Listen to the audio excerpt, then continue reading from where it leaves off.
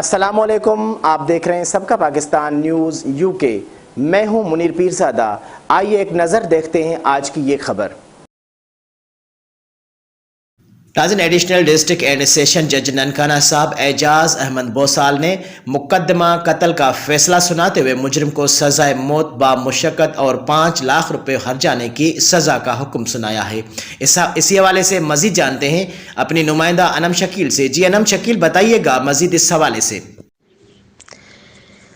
जी, जैसा कि मैं आपको बताती चलूं कि ननकाना साहब में एडिशनल डिस्ट्रिक्ट एंड सेशन जज ननकाना साहब एजाज अहमद बोसाल ने चक नंबर 1 के रहायशी ज़ीशान रफीक के मुकदमे के कत्ल का फैसला सुनाते हुए इसमें मुलव्वस मुजरम मोहम्मद हुसैन को सजाए मौत बामुशक्कत और 5 लाख रुपए जुर्माना की सजा का हुक्म सुनाया है।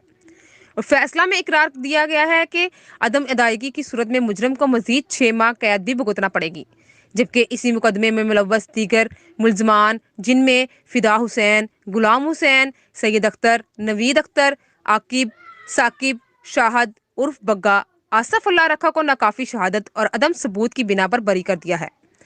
मकतूल को पिस्टल का फाइल मारकर बेकतल कर दिया गया था, जिसका मुकदमा थाना सदर पुलिस ने दर्ज करके चालान मरतब करके फाजिल अदालत में पेश किया गया था। जी।